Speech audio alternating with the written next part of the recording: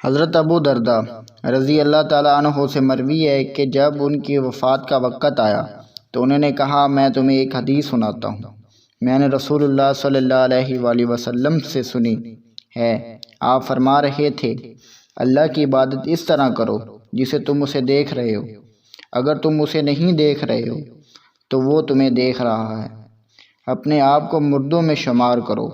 مظلوم کی بد دعا سے بچو کیونکہ مظلوم کی دعا قبول کی جاتی ہے،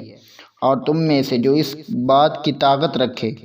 کہ وہ عشاء اور فجر کی دونوں نمازوں میں حاضر ہو، اگرچہ گھٹنوں کے بل ہی کیوں نہ ہو تو وہ ایسا کرے۔ حضرت ابو ہریرہ رضی اللہ تعالیٰ عنہ سے مرفوع مروی ہے کہ میری امت میں 4 لوگ جاہلیت سے تعلق رکھتے ہیں، لوگ انہیں کبھی بھی نہیں چھوڑیں گے۔ نمبر 1، نوحہ کرنا، حسب و نسب میں تعان کرنا،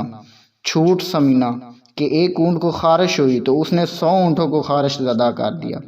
بھلا پہلے اونٹ کو کس نے خارش میں مبتلا کیا؟ اور ستارے پرستی کہ ہم پر فلاں فلاں ستارے کی گردش کی وجہ سے بارش ہوئی ہے۔